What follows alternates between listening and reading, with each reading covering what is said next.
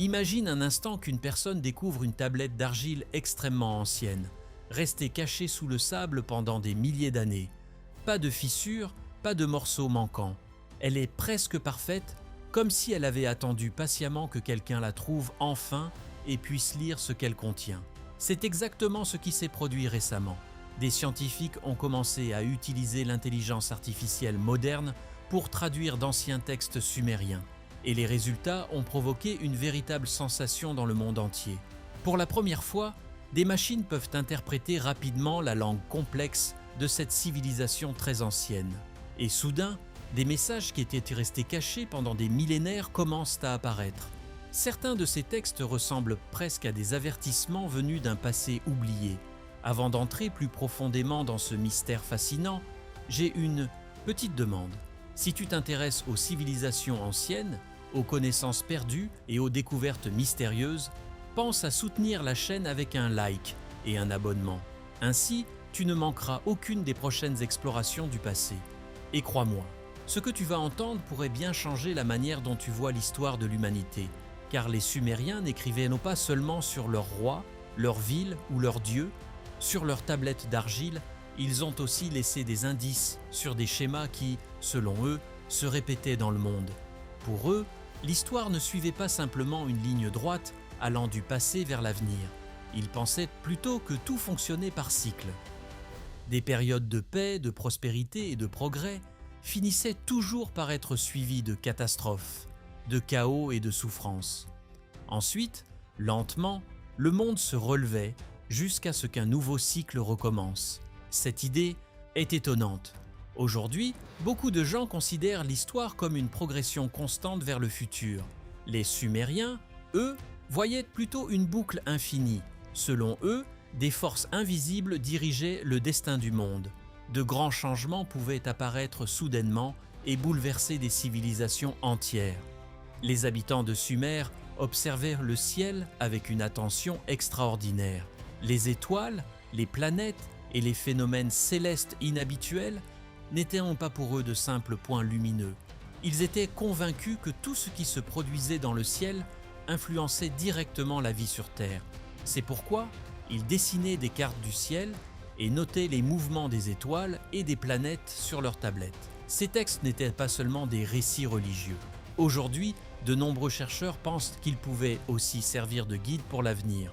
Lorsque l'intelligence artificielle moderne a commencé à analyser ces anciens écrits, des liens surprenants sont apparus entre ces récits et ce que la science sait aujourd'hui de l'histoire de la Terre.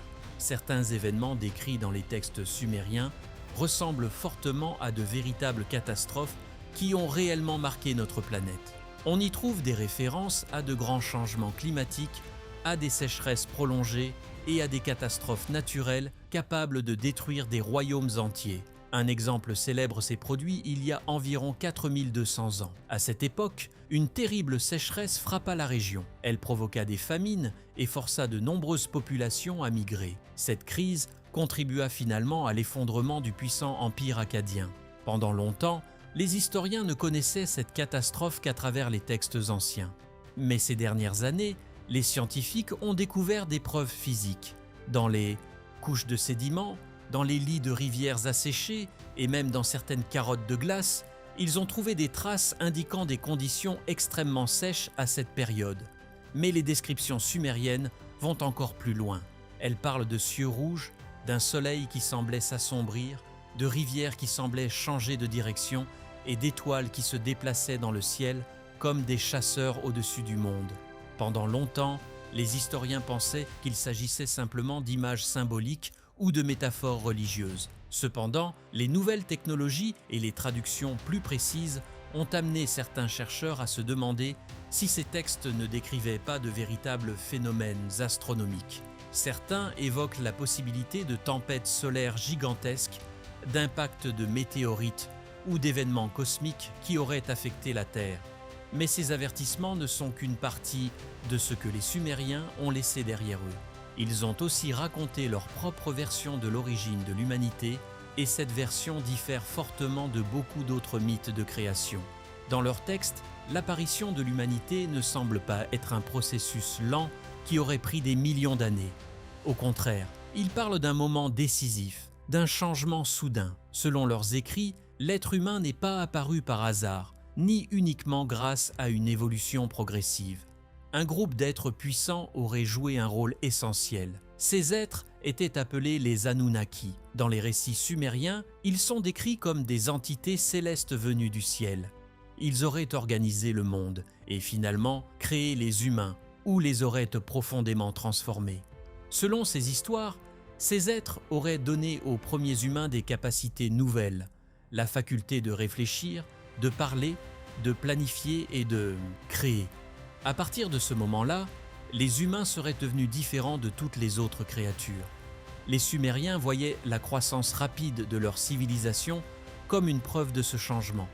Dans des villes comme Uruk, Eridu et Ur, des sociétés complexes apparurent en relativement peu de temps. On y développa des lois, des systèmes administratifs et des réseaux d'irrigation sophistiqués. Ils inventèrent aussi la roue et créèrent l'un des premiers systèmes d'écriture connus, l'écriture cunéiforme. Grâce à cette écriture, ils pouvaient enregistrer des contrats, des prières, des récits et des lois. Pour les Sumériens, ce développement rapide n'était pas le fruit du hasard. Ils pensaient que les dieux leur avaient transmis ce savoir. Dans leurs récits, ces dieux avaient des personnalités distinctes. Ils pouvaient aimer, se disputer, faire des erreurs et prendre des décisions, un peu comme les humains.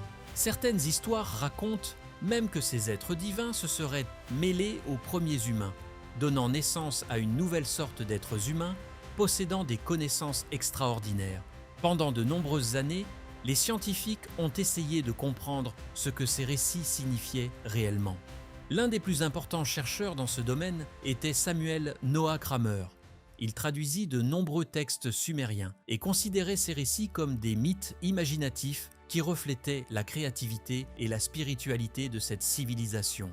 D'autres chercheurs ont proposé des interprétations très différentes. L'un des plus connus fut Zecharia Sitchin. Selon lui, les Anunnaki n'étaient pas simplement des dieux imaginaires, mais des êtres avancés, venus d'une autre planète, qui auraient partagé leur savoir avec l'humanité primitive. Cette théorie reste très controversée. Pourtant, elle continue de fasciner de nombreuses personnes. Quand on observe les incroyables réalisations des Sumériens, leur progrès rapide semble en effet remarquable. Leurs temples furent construits avec une grande précision. Ils possédaient une connaissance étonnante du ciel et pouvaient prévoir certains phénomènes célestes bien avant l'invention des instruments modernes. Leur système mathématique était complexe et leur art représente souvent des étoiles et des planètes. Certains se demandent comment une civilisation aussi ancienne a pu acquérir autant de connaissances en si peu de temps. Les études génétiques modernes montrent également que les humains anciens se sont mélangés avec d'autres groupes, comme les Néandertaliens, ce qui a enrichi notre patrimoine génétique. Mais cela nous amène à une question encore plus profonde. Comment cette civilisation a-t-elle commencé? Que s'est-il passé au tout début de l'histoire humaine? Imagine une époque bien avant l'existence des cartes, des frontières ou des livres d'histoire. Dans une région située entre deux grands fleuves, une civilisation extraordinaire est apparue. Ces fleuves sont le Tigre et l'Euphrate et ils existent encore aujourd'hui. Dans cette région fertile, qui correspond aujourd'hui en grande partie à l'Irak, un peuple apparut soudainement avec des connaissances étonnamment avancées pour son époque. Ils s'appelaient eux-mêmes le peuple aux têtes noires. Aujourd'hui, nous les connaissons sous le nom de Sumériens. Leur développement fut étonnamment rapide. Alors que beaucoup d'autres sociétés anciennes évoluaient lentement au fil des générations, les villes apparurent rapidement en Sumer. Des villages se transformèrent en centres urbains remplis de vie. Des lieux comme Eridu, Uruk et Ur ne furent pas de simples villages. Ils devinrent les premières véritables villes de l'histoire de l'humanité. Et tout commença avec un matériau simple, la boue. Pour les Sumériens, la boue n'était pas de la terre sans valeur.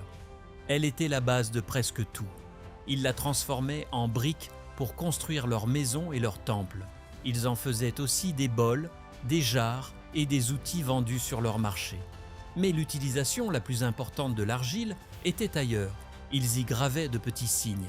Ces marques devinrent progressivement l'écriture cunéiforme, le premier système d'écriture connu. Grâce à cette écriture, ils pouvaient enregistrer chaque aspect de la vie, les échanges commerciaux, les lois, les chants, les prières et même les espoirs personnels. Pour la première fois dans l'histoire humaine, la connaissance pouvait être conservée durablement. Et c'est ainsi que les Sumériens ont posé les bases de nombreuses choses qui existent encore aujourd'hui. Leur système mathématique, par exemple, influence encore notre manière de mesurer le temps. Une minute compte 60 secondes, 1 heure 60 minutes, et le cercle est divisé en 360 degrés. Ces choix, nés il y a des millénaires, vivent encore dans chaque horloge et chaque boussole que nous utilisons. Et plus les archéologues découvrirent de tablettes, plus une chose devenait claire. Les Sumériens n'avaient donc pas laissé seulement des listes de marchandises ou des reçus de marché. Ils avaient laissé une vision du monde. Dans leurs textes, on trouve des indices d'observation astronomique, de recettes médicales, de pratiques rituelles, mais aussi de réflexions sur la nature humaine et sur l'ordre de l'univers. Certaines informations paraissent étonnamment élaborées pour une époque si ancienne. Peu à peu, les chercheurs ont compris que les Sumériens n'étaient pas uniquement des agriculteurs et des bâtisseurs. Ils étaient aussi des penseurs, des organisateurs, des observateurs patients du ciel et des analystes de leur environnement. Le problème, c'est que comprendre leur écrit a longtemps été un cauchemar pour les spécialistes. Chaque tablette peut contenir des centaines de signes et chaque signe peut changer de sens selon la phrase, le sujet, le contexte ou le siècle. Pendant très longtemps, seuls quelques experts très spécialisés pouvaient réellement lire ces textes. Et même eux avançaient lentement, tablette après tablette, symbole après symbole, parfois pendant des années pour un seul document. Puis la technologie a tout bouleversé. En Allemagne, des équipes ont commencé à utiliser des outils d'intelligence artificielle pour reconstruire numériquement des tablettes brisées. Les programmes apprenaient à reconnaître des fragments, à repérer des styles d'écriture, à comparer des traits laissés par différents scribes, comme si l'on essayait de reconstituer le plus vieux puzzle du monde. Là où un humain devait regarder des heures pour proposer une hypothèse, une machine pouvait tester des milliers de combinaisons et repérer la plus probable. Et ce n'était que le début. Au cours de l'année 2023, des chercheurs en Israël ont franchi une nouvelle étape. Ils ont créé un système capable de traduire presque instantanément l'akkadien, une langue souvent gravée sur des tablettes liées à Sumer. Des tâches qui demandaient autrefois des années pouvaient désormais être réalisées en quelques heures. Cela n'a pas remplacé les spécialistes, mais cela leur a donné une puissance nouvelle, un accélérateur qui rendait enfin audibles des voix restées silencieuses pendant des millénaires. Peu après, des archéologues dans le nord de l'Irak ont fait une découverte stupéfiante. Ils ont mis au jour plusieurs tablettes presque parfaitement conservées, vieilles d'environ 4000 ans. Elles étaient si bien préservées que même les plus petits détails restaient visibles. Des signes nets, des alignements précis, des marques de griffes qui semblaient fraîches, comme si le scribe venait de poser son stylet. Mais ce qui a le plus troublé les chercheurs, c'est le contenu. Ces textes ne ressemblaient pas à de simples notes quotidiennes. Ils donnaient l'impression d'être des copies de documents bien plus anciens, peut-être transmis et recopiés depuis les premiers temps de la civilisation, comme si les Sumériens avaient voulu préserver quelque chose de plus grand qu'un simple registre, une mémoire. Dans un autre lieu, au milieu des ruines de l'ancienne ville de Jirsou, une deuxième découverte a renforcé ce sentiment. Plus de 200 tablettes complètes y ont été retrouvées, accompagnées de nombreux sceaux gravés avec finesse. Elles n'étaient pas éparpillées au hasard. Elles avaient été rangées avec soin dans des récipients spéciaux recouverts de bitume, une substance sombre, collante, proche du goudron, qui protège de l'humidité et du temps. Cela ressemblait à une archive volontairement sécurisée, comme si quelqu'un avait prévu que ces textes devraient survivre. Quand les spécialistes ont appliqué les nouvelles méthodes d'analyse, ils se sont rendus compte d'une chose. Beaucoup de traductions plus anciennes avaient raté des nuances. Pas parce que les traducteurs étaient mauvais, mais parce que la langue sumérienne est complexe et parce que certains termes techniques ou certaines formules ne prennent leur sens que lorsqu'on les compare à des centaines d'autres tablettes similaires. L'intelligence artificielle, entraînée sur de grandes quantités de textes, a commencé à repérer des expressions répétées, des structures typiques, des mots rares et des associations de signes qui revenaient exactement dans des contextes précis. Et là, certaines surprises ont éclaté. Des passages classés depuis longtemps comme de la mythologie astrale, des récits qui semblaient seulement parler de dieux et d'étoiles, ont soudain commencé à ressembler à des observations. Les textes évoquent les déplacements de certaines planètes, des variations liées au Soleil et même une lente oscillation de la Terre que nous appelons aujourd'hui la précession. Ce mouvement est si lent qu'un cycle complet dure environ 26 000 ans. Pourtant, certains chercheurs pensent que les Sumériens ont pu en percevoir des traces grâce à des observations patientes, transmises sur de très longues périodes. Ce n'est pas forcément la preuve d'une science impossible, mais c'est la preuve d'une discipline incroyable. Regarder, noter, comparer et transmettre. Leur savoir ne s'arrêtait pas au ciel. Certaines tablettes à caractère médical décrivent des méthodes étonnamment concrètes.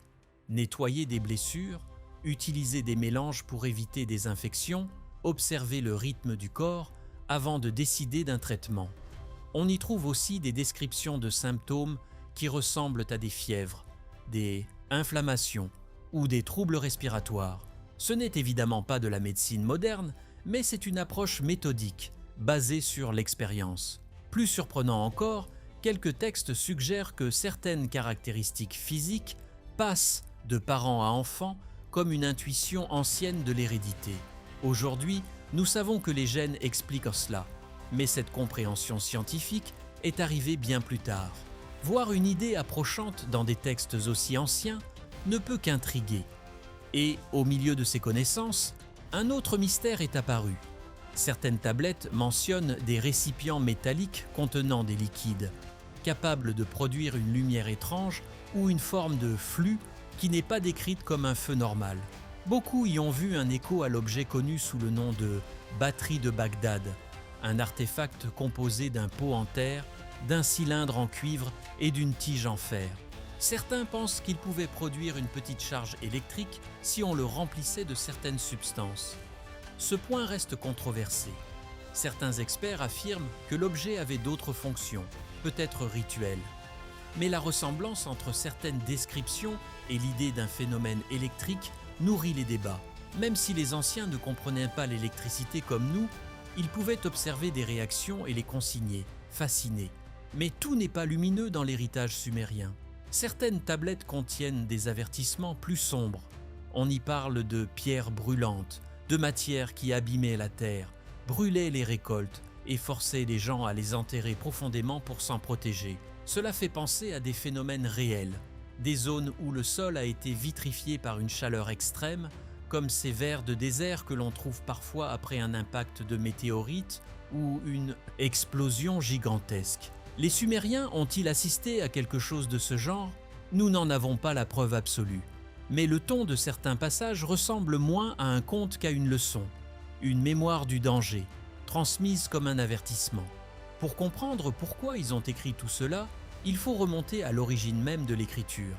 Bien avant les livres et le papier, l'écriture est née en Mésopotamie avec de simples marques sur l'argile humide. Au début, ce n'était pas pour raconter des histoires. C'était pour compter et enregistrer. Un agriculteur notait combien il possédait de moutons. Un marchand inscrivait combien de jarres de grains avaient été échangés. On utilisait parfois de petits jetons d'argile pour représenter des quantités. Puis on pressait ces jetons dans la boue pour conserver l'information. C'était une mémoire extérieure, un moyen de ne pas oublier. Puis la vie est devenue plus complexe. Quand les villages se sont transformés en villes, quand les marchés se sont remplis, quand les entrepôts se sont multipliés, il a fallu un système plus puissant. Les marques comptables ont commencé à se transformer en symboles. Les jetons ont été remplacés par des tablettes. Et une classe spécialisée est apparue, les scribes, formés à maîtriser les signes et leurs combinaisons. Au début, les signes étaient des dessins simples, des pictogrammes.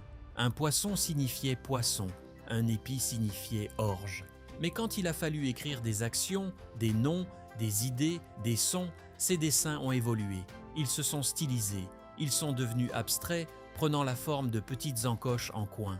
C'est ainsi qu'est née l'écriture cunéiforme. Vers environ 2500 avant notre ère, ce système était devenu une écriture complète. Les signes ne représentaient plus seulement des objets, mais aussi des sons et des syllabes. L'écriture n'était plus un simple outil pour les contes, elle était devenue un moyen de transmettre des lois, des mythes, des chants, des prières, des chroniques. Une manière de sauver la pensée humaine du temps. Et pendant que l'écriture sumérienne se développait, l'Égypte créait ses hiéroglyphes. Deux chemins différents, mais un même rêve, fixer la parole, donner un corps à la mémoire. Pourtant, chez les Sumériens, la mémoire n'était pas seulement terrestre, elle était aussi tournée vers le ciel, car dans leur monde, le firmament n'était pas un décor, c'était un royaume. Et dans ce royaume vivaient des forces capables de décider du destin. C'est là que revient un nom qui continue de faire couler beaucoup d'encre, Nibiru. Dans la vision sumérienne, il existait un grand dieu du ciel, considéré comme le plus élevé. À ses côtés se trouvait la déesse de la terre, et de cette union naissait une lignée de puissantes entités, les Anunnaki.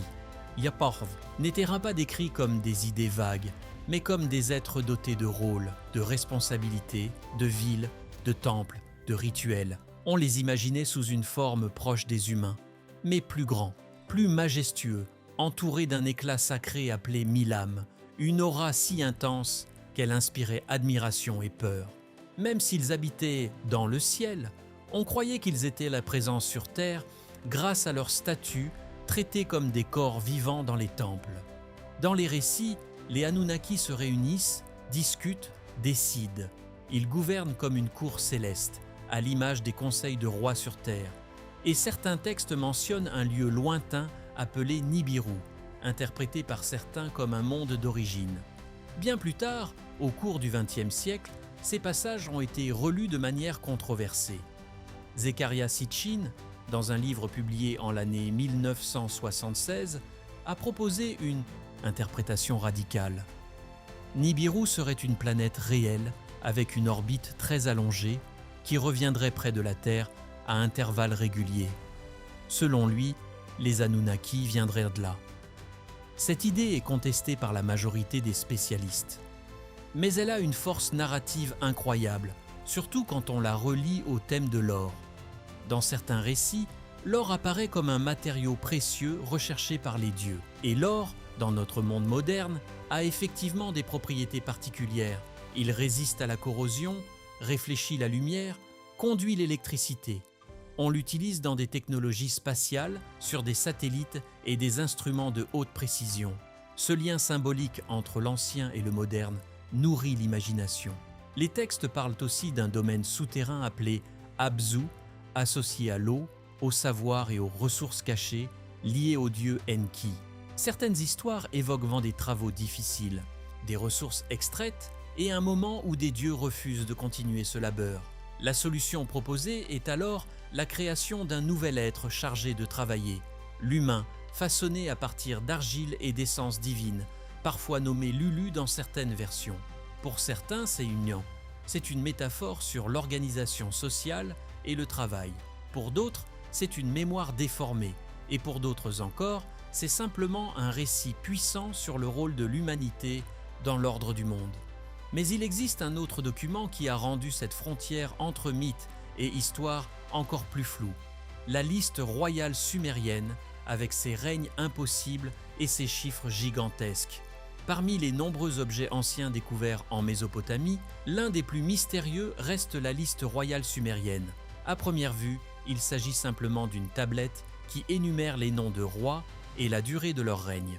Pourtant, lorsque les chercheurs l'ont étudié attentivement, ils ont réalisé que ce document n'était pas du tout ordinaire. La liste commence par des souverains dont les règnes semblent impossiblement longs. Le premier roi mentionné, Alulim, aurait gouverné pendant plus de 28 000 ans. Un autre souverain, Dumuzid, aurait régné pendant environ 36 000 ans. Même les rois qui apparaissent plus tard dans la liste sont censés avoir vécu plusieurs centaines d'années. Pour les historiens modernes, ces chiffres sont évidemment difficiles à accepter littéralement. La plupart des spécialistes pensent donc que ces durées symbolisaient quelque chose d'autre. Peut-être représentaient-elles l'importance d'un roi, sa proximité avec les dieux ou l'idée que les premiers dirigeants possédaient une autorité presque divine.